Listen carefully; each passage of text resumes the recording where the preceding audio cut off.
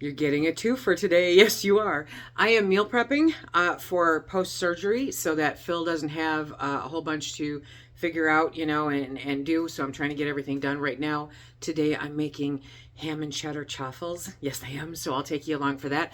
But I thought that we would also use this opportunity to talk about meal planning. I know, you guys, I know, right? But this is a 30-day emergency meal plan. And I think it's hugely beneficial when you're trying to get started or when you are there and you're trying to figure out if you've got what you need.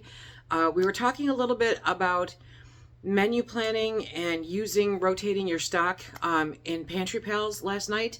And for those of you that don't know, Pantry Pals is my membership, so that's down below if you're interested. But we were talking about that last night, and I genuinely have a block because I don't have trouble doing this. I don't have trouble rotating my stock. I know what's got to be used. I'm in and out all the time. I do have long-term, short-term, and working pantries per se, but I use all of them every single day. So I guess the whole thing is a working pantry. You know what I mean?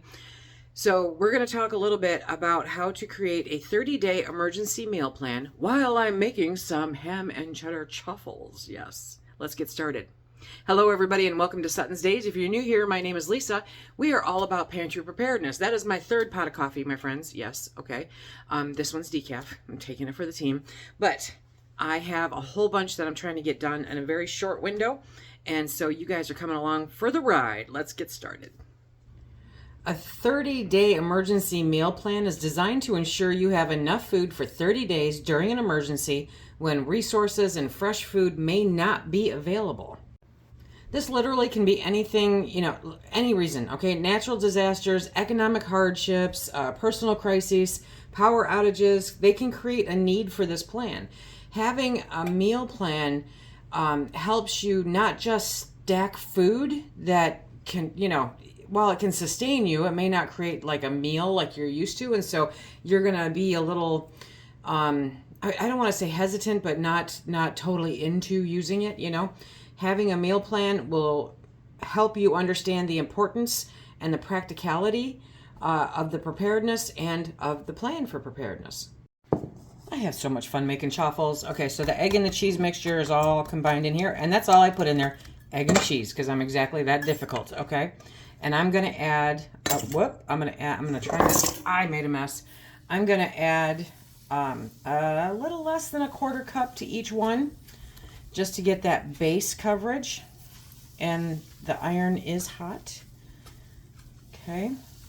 And then I'm going to take some of this diced ham and I'm going to put it around just a little. Just enough so that there's ham in there, right? And I'll have the measurements for what I've made here for you down below. And then we're going to add just a teeny tiny bit more. Okay. Get in there.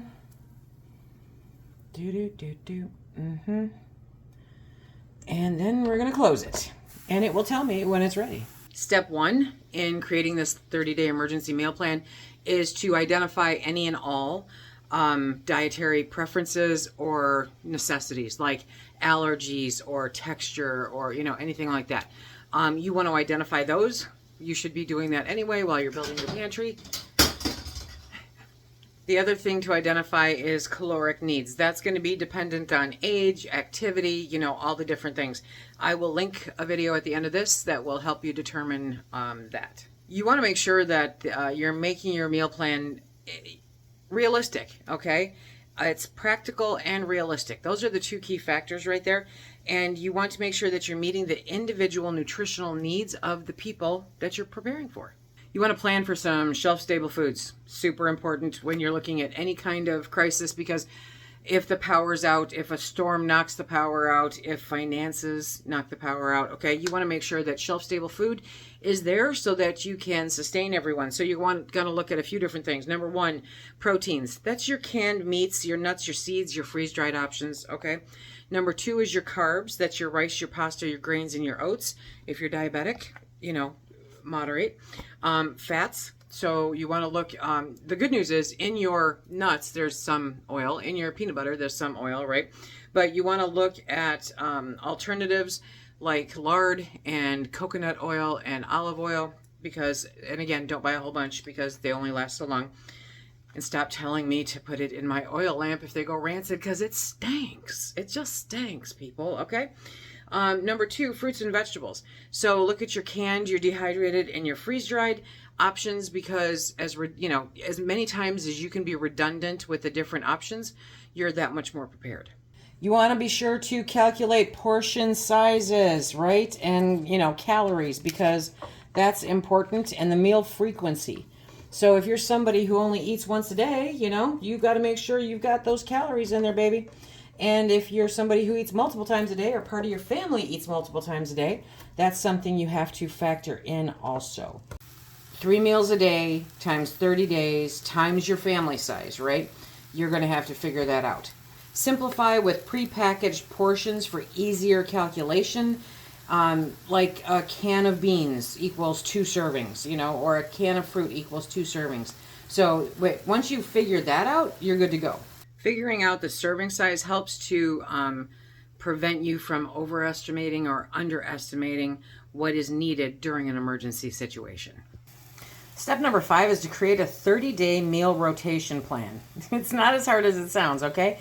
Plan simple meals. You're not looking at steak and lobster. You're not looking at hard techniques or anything else. It's food to nourish your body during an emergency. That's what you got to do. So pasta with, canned tomato sauce, rice and beans, peanut butter sandwiches, oatmeal with freeze-dried fruit. Don't make it harder than it's got to be, my friends, right? You want to be sure that you are embedding some versatility in there. Certain ingredients can be used in multiple meals, like rice can be used as a side dish or a base for stews or part of a stir fry. There are a whole bunch of ingredients that can do a whole bunch of different things. So meal rotation keeps variety in the plan and avoids meal fatigue during extended periods because you never know how long that emergency is going to last.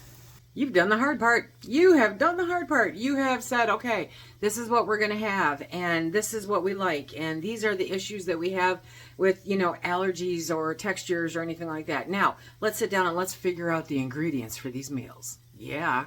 You want to break down the ingredients by category. So you want to look at your protein. You want to look at your grain. You want to look at your fats, your seasonings, and your snacks, okay? Because you have to put snacks in there.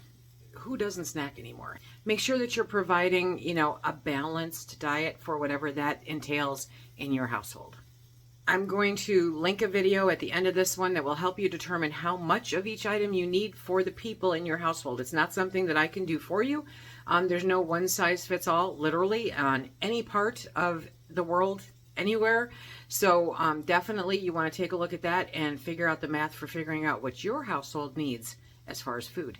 The really cool part is having a clear ingredient list, right? Having that list of the foods that number one, your family likes, that they will consume.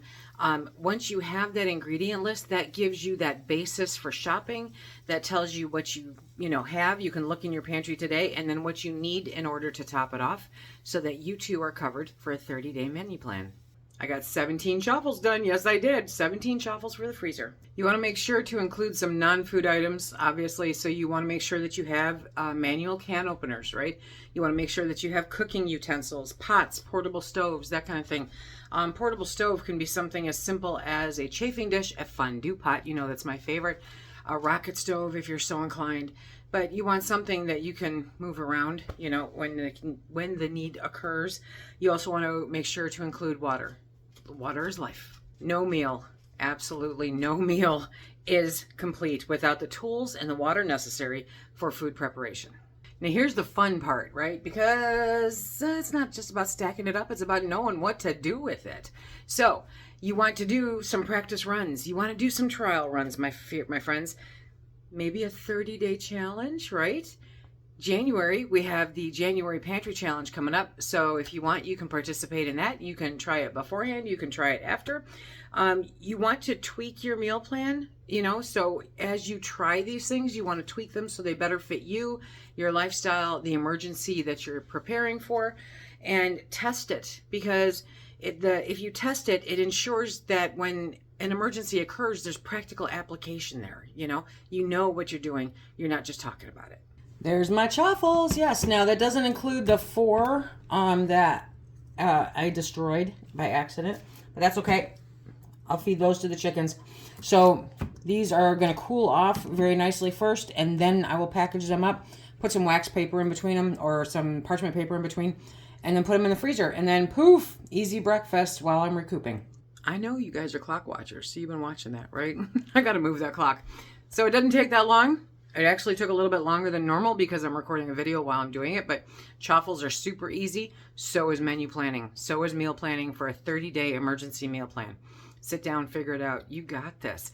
Check for PDFs down below. I've got some cheat sheets for you, my friends. I also have my very basic recipe and instructions for ham and cheddar chaffles. And until next time, everybody, remember, be safe, stack it to the rafters.